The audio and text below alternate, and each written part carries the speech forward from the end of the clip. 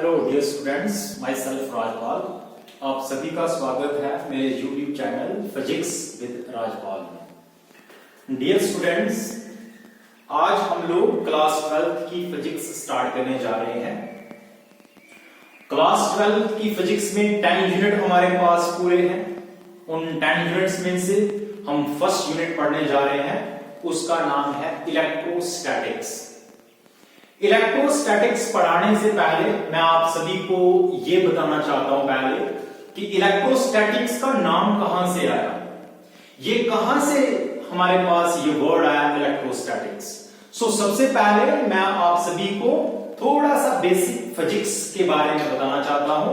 यहां से हमारे पास इस वर्ड का ओरिजिनेशन हुआ इलेक्ट्रोस्टैटिक्स का, फिर हम पढ़ेंगे इलेक्ट्रोस्टैटिक्स।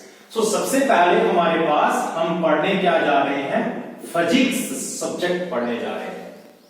ये भी सेम ऐसे ही जैसे केमिस्ट्री है, बॉटनी है, जियोलॉजी है, ऐसे ही ये भी साइंस की ब्रांच है। तो आपको इतना सा लिखना हो या समझना हो, सोचना हो, फिजिक्स क्या है, ब्रांच ऑफ साइंस है, जिसमें किसकी स्टडी करते हैं हम लोग, हम नेचर की और नेचुरल फिनोमिनास की स्टडी करते हैं। ये ब्रांच है साइंस की, branch of science which deals with the study of nature and natural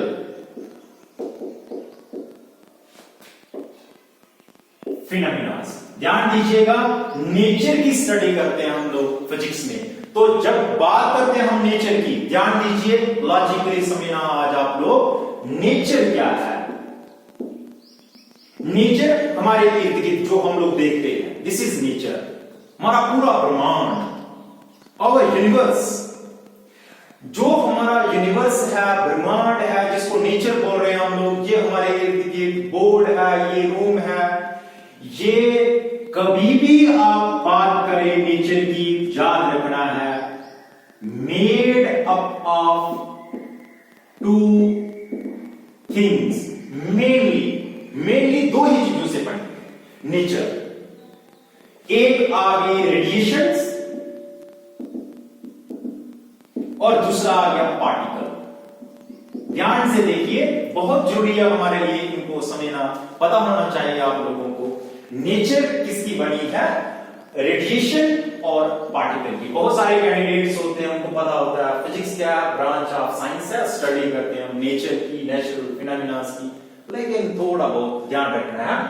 इससे आगे भी आपको थोड़ा सोचना है, नेचर किसके बनी हुई है, किससे बनी है, दो चीजों से बनी है, एक रेडिएशन और एक पार्टिकल। रेडिएशन का मतलब लाइट, जिसका वेव नेचर होता है। इस मेथड से हमें आगे एनर्जी पहुंचानी हो, उसका नेचर कैसा होता है, वेव नेचर होता है, सच में होता है, याद रखना। पार्टिकल का मतलब है मैटर, जहां जिसको हम बोलते हैं मास, मैटर याद रखिए। Which have volume, which have momentum, जिसका वॉल्यूम होता है, मोमेंटम होता है, उसको हम बोलते हैं पार्टिकल या मैटर। ये दोनों चीजों में, इनमें दोनों में आ गया। एक इन दोनों में सिमिलैरिटी आती है, इसके पास भी एनर्जी होती है और इसके पास भी एनर्जी होती है। सो मीनिंग है particle have energy and radiation have also have energy. ये दोनों के पास चीज कॉमन होती है। ओके, इस मैटर की वजह से क्या होता है, मैं आपको एक चीज बताना चाहता हूं। Matter is made up of atoms. Atom is made up of neutron, proton, electron. मैं उसमें बाद में जाऊंगा, लेकिन मैटर है क्या, which have mass, anything which have मास बस ऑक्युपाई करता है स्पेस, वॉल्यूम थोड़ा सा, उसको मैटर बोलते हैं हम लोग। मैटर की वजह से नेचर में फोर्सेस लगती है। एक फोर्स लगती है ग्रेविटेशनल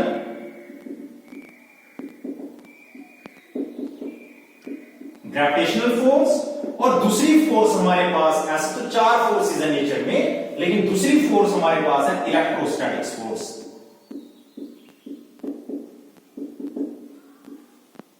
नहीं पता हमें क्या होती है ग्रेविटेशनल फोर्स। ये मार्कर है, मैटर का बना है, इसको मैं नीचे छोड़ूंगा, नीचे जाएगा, इधर ही नहीं खड़ा रहेगा। क्यों? क्योंकि इस मैटर का मास है और इसके ऊपर मास की वजह से एक फोर्स लग रही है, उसका नाम है ग्रेविटेशनल फोर्स। याद रखिए, ग्रेविटेशनल फोर्स मास की वजह से लगती है। इनहेरेंट प्रॉपर्टी ऑफ मैटर मास की वजह से होती है। ठीक है, इधर लिख देता हूं मैं, इनहेरेंट प्रॉपर्टी कौन पर? Mass is the inherent property of matter, जिसको हमें देना नहीं पड़ता है, ये खुद होती है पार्टी के पास। ये फोर्स आ गई ग्रेविटेशन फोर्स, इसको बहुत अच्छे से क्लास 11th में हम लोगों ने एक्सप्लेन किया है। लेकिन एक और फोर्स है, इसका नाम है इलेक्ट्रोस्टैटिक्स फोर्स।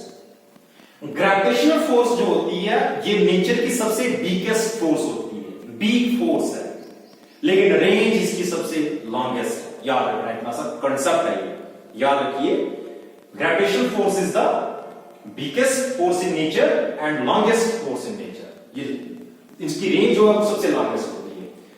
ये आ गया इलेक्ट्रोस्टैटिक्स फोर्स। जैसे ग्रेविटेशनल फोर्स मैंने बता दिया आपको, मार्कर नीचे जा रहा है, इस मार्कर के पास प्रॉपर्टी है, मैटर के पास प्रॉपर्टी है मास, जिसकी वजह से इसके ऊपर फोर्स लग रही है, उसका नाम है ग्रेविटेशनल फोर्स। नेक्स्ट है इलेक्ट्रोस्टैटिक्स फोर्स। याद रखिए, इसको समझाने से पहले आपको कुछ मैं ऐसा समझाता हूं। मेरे पास ये पेज है, इसके ऊपर मैंने छोटे छोटे पेज रखी है, नहीं छोटे छोटे, इधर देख लीजिए ऐसे करके, ये रखे हैं छोटे छोटे पेज, मतलब कि पेपर काट के मैंने छोटे छोटे उसके हिस्से किए हैं। मैं इनके ऊपर मार्कर रखता हूं ऐसे करके, ऐसे ऐसे ऐसे, बिल्कुल भी मार्कर को नहीं चिपक रहे हैं। ये देखिए, ध्यान दीजिए, मैं जैसे ही इस मार्कर को रब करूंगा इधर ऐसे करके, या ऐसे करके इधर यहां पे, ये ऐसे, तो इसको मैंने जब मार्कर को इन शीट्स के ऊपर रखा, ये शीट देखिए चिपकी है, इसको ये चिपकी है इसको। अब ध्यान दीजिए, ध्यान से मेरे से सुनिए, ये मैटर है।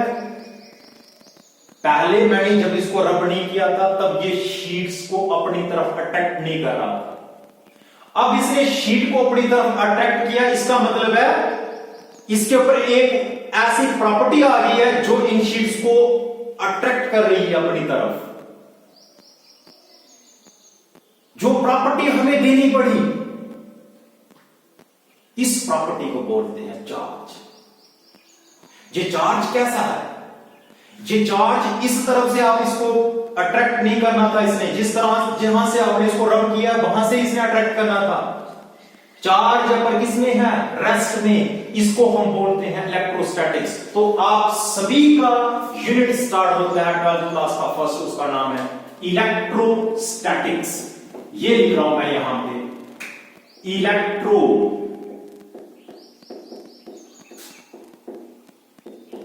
स्टैटिक्स। ध्यान दीजिएगा और ध्यान से इसको समझिए। इलेक्ट्रोस्टैटिक्स पहले भी हमने क्लास 10 में भी सुना होगा। क्या होता है इलेक्ट्रोस्टैटिक्स? अच्छा, इतना बता दो, ये कितने वर्ड्स से मिलकर बनता है? ये तो दिख ही रहा है सामने आप सभी को। इलेक्ट्रोस्टैटिक्स बन रहा है 2 वर्ड्स। एक का मतलब है इलेक्ट्रो, दूसरे का मतलब है स्टैटिक्स। एक इलेक्ट्रो से बन रहा है, दूसरा स्टैटिक से बन रहा है। इलेक्ट्रो का मतलब होता है चार्ज, और स्टैटिक्स का मतलब होता है एट रेस्ट, जहां रेस्ट। डायनेमिक्स का मतलब होता है मोशन। ये चार्ज एट रेस्ट। इलेक्ट्रोस्टैटिक्स किसका यूनिट है? फिजिक्स का यूनिट है। कौन सी क्लास में? 12th में। इलेक्ट्रोस्टैटिक्स क्या है? Branch of physics. किसकी स्टडी करते हैं? चार्ज। किसमें? रेस्ट में। डेफिनेशन आप खुद बना सकते हैं। What is the definition of electrostatics? Branch of physics which deals with the study of charge at rest. Branch of physics which deals with the study of charge at rest is known as electrostatics. इसको बोलते हैं हम लोग electrostatics. Charge rest में कौन सा charge? Electric charge. What is electric charge? Definition आ गई, इलेक्ट्रिक चार्ज। बोल दिया हमने तो समझना पड़ेगा। ये इलेक्ट्रिक चार्ज क्या है? ये जैसे मास प्रॉपर्टी है मैटर की, वैसे ही चार्ज प्रॉपर्टी है मैटर की। It is the property of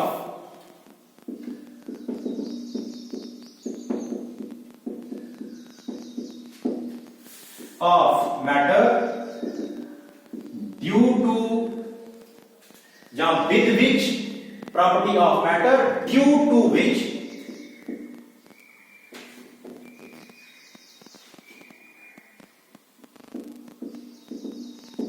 one body is attracted or repelled by the other body।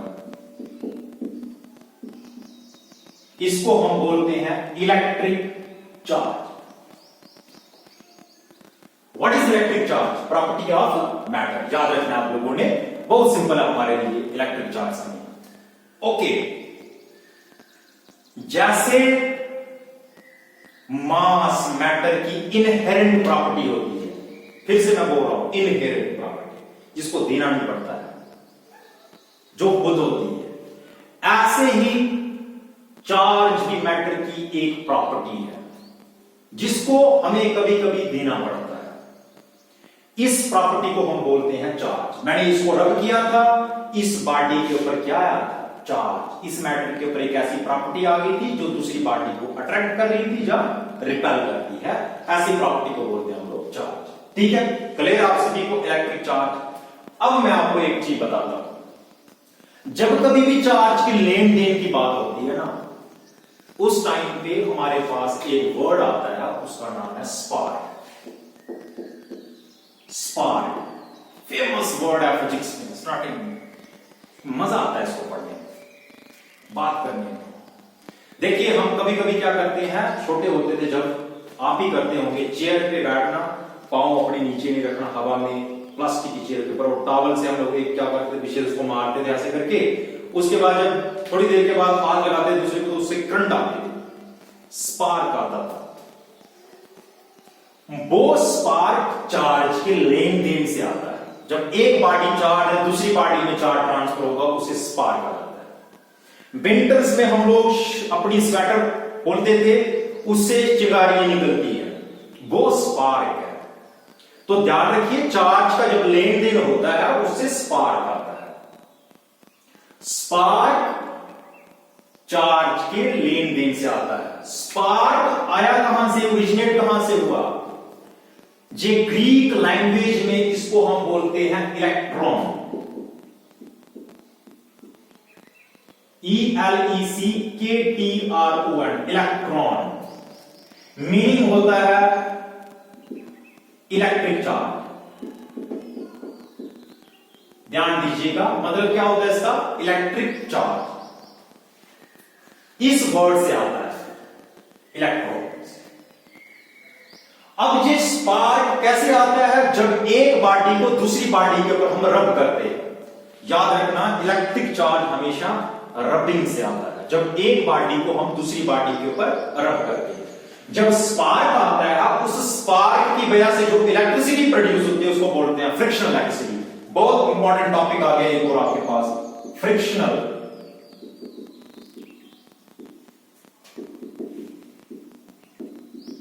Electricity. Very important, frictional electricity. देखिए फ्रिक्शनल इलेक्ट्रिसिटी कंसेप्ट कब आता है?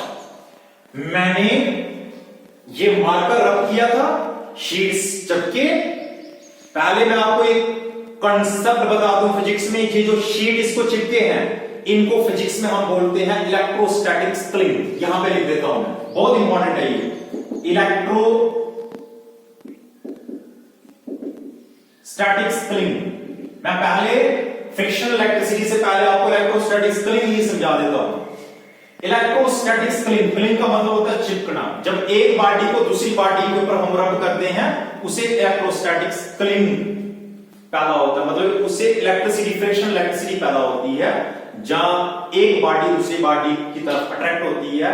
जैसे मैं ये बोर्ड के ऊपर लिख रहा हूं, ये लाइन ली मैंने, इसकी जो इंक है इसके ऊपर क्लिंग हो गई बाय फ्रिक्शन की वजह से। ऐसे नहीं हो जैसे मेरे पास मान लीजिए पॉलीथीन हो, पॉलीथीन के ऊपर मैं ऐसे लगाऊं, नहीं होगा, उससे फ्रिक्शन पैदा नहीं होगी। ठीक है, तो ये इलेक्ट्रोस्टैटिक क्लिंग होता है। फिजिक्स क्या है इलेक्ट्रोस्टैटिक क्लिंग के पीछे? What is the physics behind this electrostatic cling? This is very simple and very important to understand. Electrostatic cling के पीछे फिजिक्स क्या है? देखिए, जब हम एक बॉडी को दूसरी बॉडी पे रब करते हैं, फॉर एग्जांपल हम ग्लास रॉड को रब करते हैं सिल्क के ऊपर, ग्लास रॉड को रब कर देते हैं सिल्क के ऊपर, ध्यान दीजिएगा और समझने की कोशिश करिएगा। उसे क्या होता है, सिल्क ग्लास रॉड एक्वायर करता है पॉजिटिव चार्ज, इसका मतलब है इससे इलेक्ट्रॉन्स जाएंगे किसमें, सिल्क में, और सिल्क एक्वायर करता है नेगेटिव चार्ज, इलेक्ट्रॉन्स में जाएंगे। It means silk is negatively charged and glass rod is positively charged. एक चीज क्लियर हो, ये लेन देन हुआ चार्ज का, इलेक्ट्रॉन्स का लेन देन हुआ। लेन देन चार्ज का हमेशा इलेक्ट्रॉन्स जब एक बॉडी से दूसरी बॉडी में जाते हैं तब होता है, याद रखना इस चीज को आप लोगों ने। ग्लास रॉड से इलेक्ट्रॉन्स सिल्क में चले गए। अब ये दो बॉडीज हैं, ये दूसरी बॉडी है, एक बॉडी से दूसरी बॉडी में इलेक्ट्रॉन्स गए तो एक बॉडी में आ गई deficiency of electrons,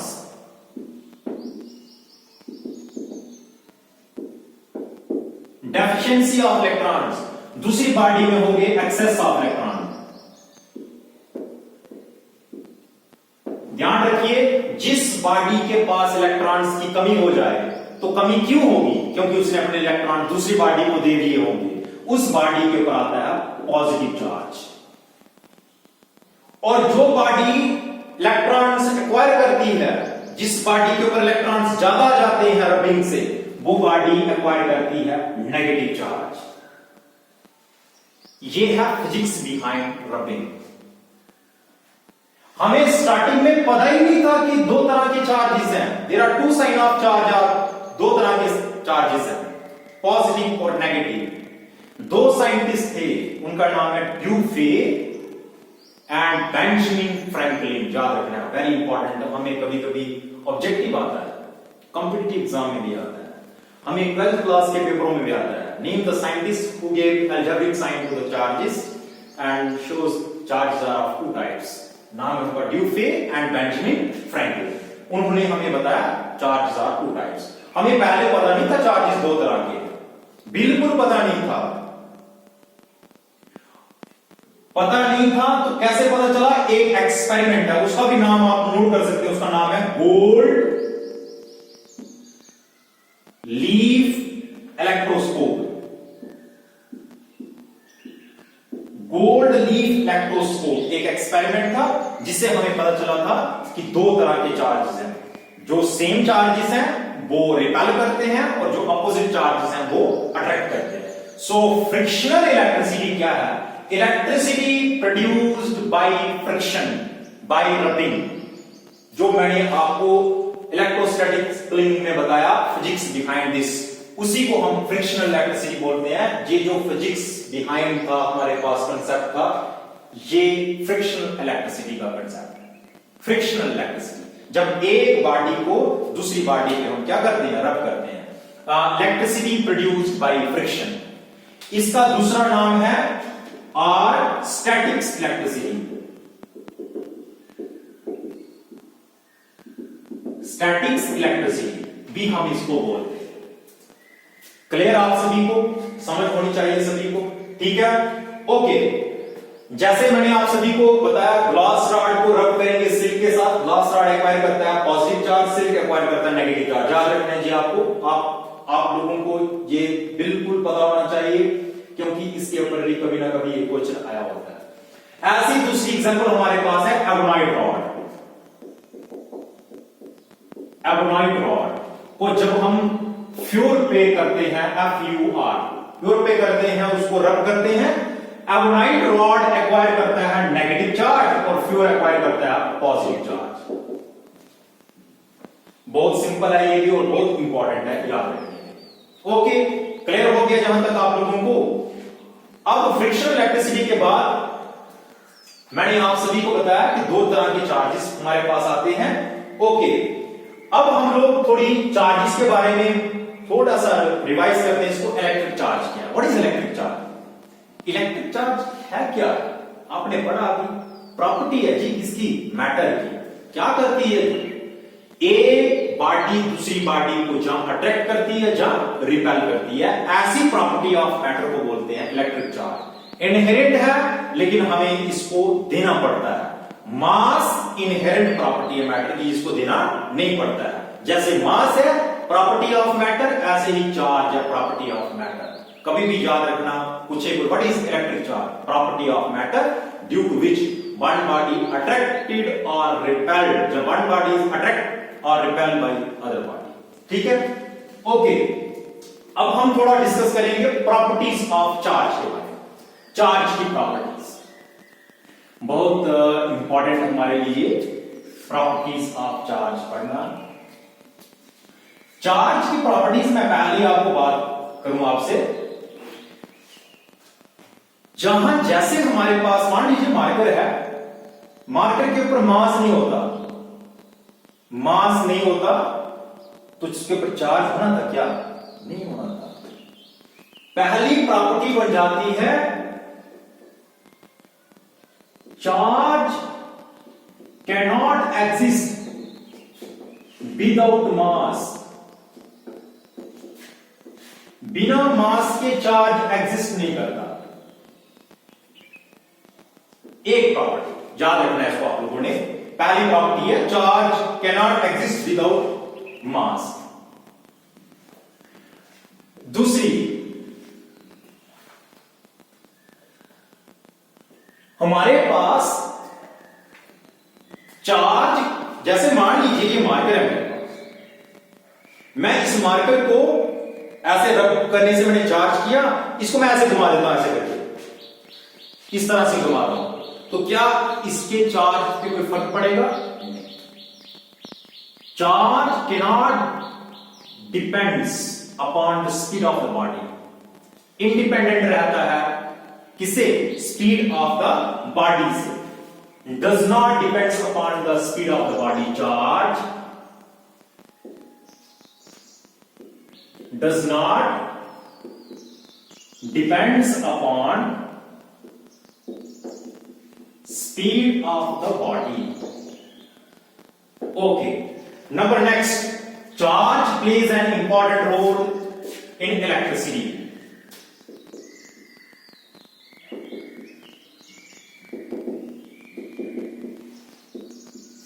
In electricity, charge electricity में बहुत इंपॉर्टेंट रोल प्ले करता है। This is very important. Number 4, charge are of 2 types.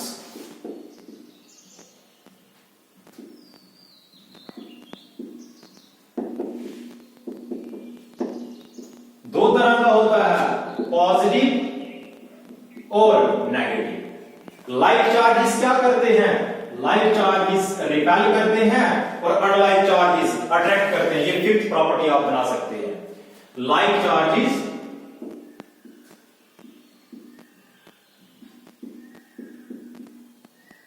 repels each other and unlike charges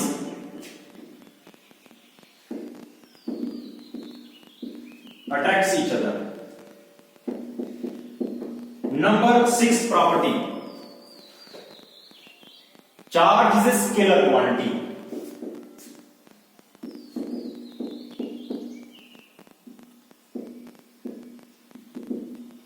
scalar quantity. Number 7th property, charge is additive.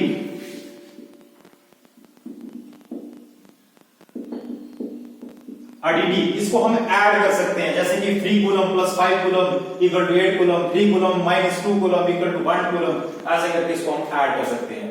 So next property, charge is conserved.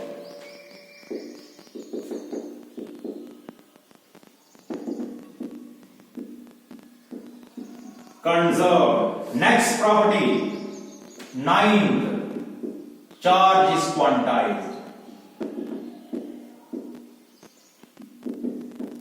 Charge is quantized. ये 9 properties और भी बना सकते हैं ऐसे आप लोग, लेकिन याद रखना charge can not exist without mass. पहली सभी को क्लियर रहना चाहिए। Charge does not depends upon the speed of the body. Charge plays an important role in electricity.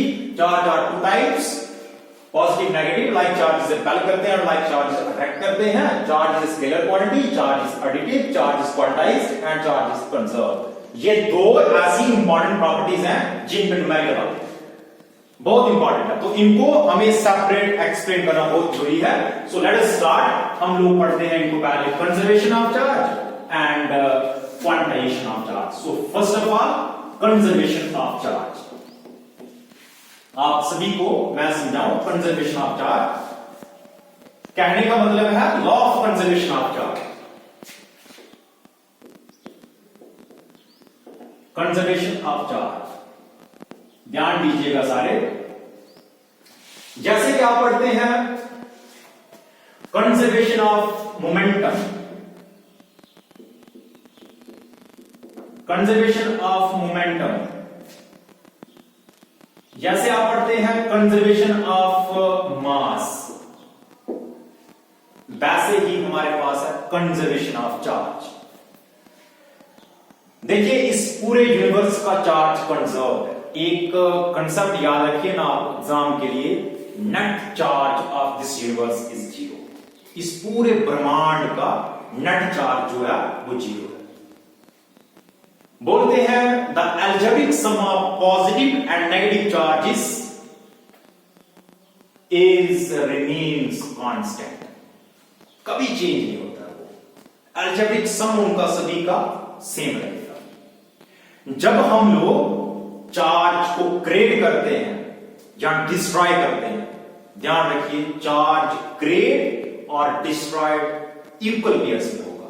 Equal number of positive charges और equal number of negative charges में होगा। उसको हम बोलते हैं conservation of charge. What is the law of conservation of charge? According to this law, the algebraic sum of positive charge and negative charge remains constant.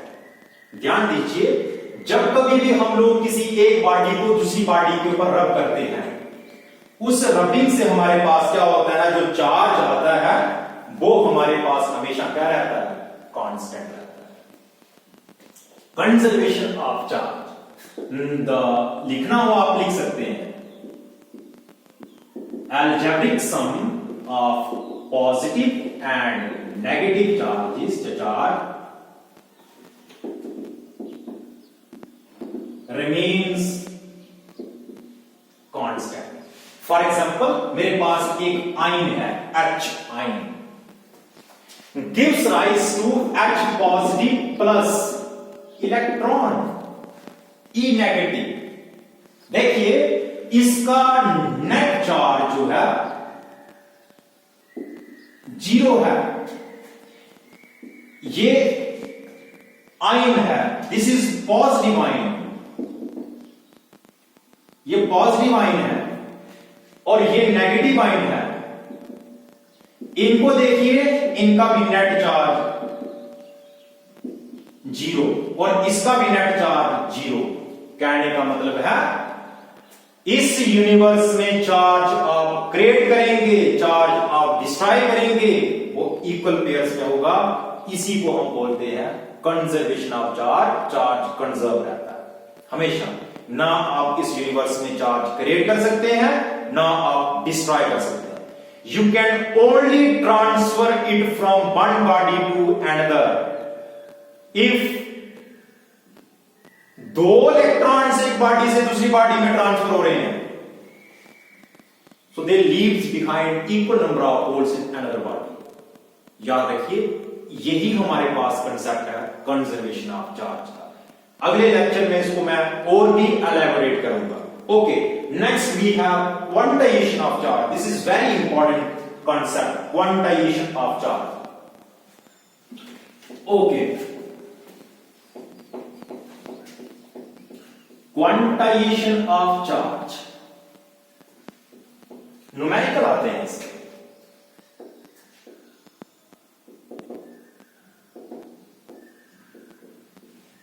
quantization of charge means charge exists in discrete packets.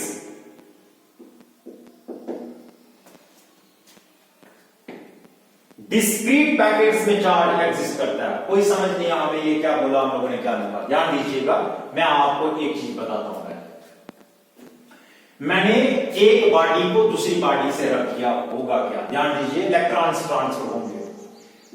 Q equal to plus minus and e पे depend करता है transfer of charge, quantization के फॉर्मूले के हिसाब से। ध्यान दीजिएगा, मान लीजिए मेरे पास ये दो बॉडीज हैं, एक बॉडी को मैंने रब किया दूसरी बॉडी के ऊपर, इस बॉडी के ऊपर पॉजिटिव चार्ज आ गया, इस बॉडी के ऊपर आ गया नेगेटिव चार्ज। इसका मतलब है इस बॉडी से इलेक्ट्रॉन इस बॉडी में गया।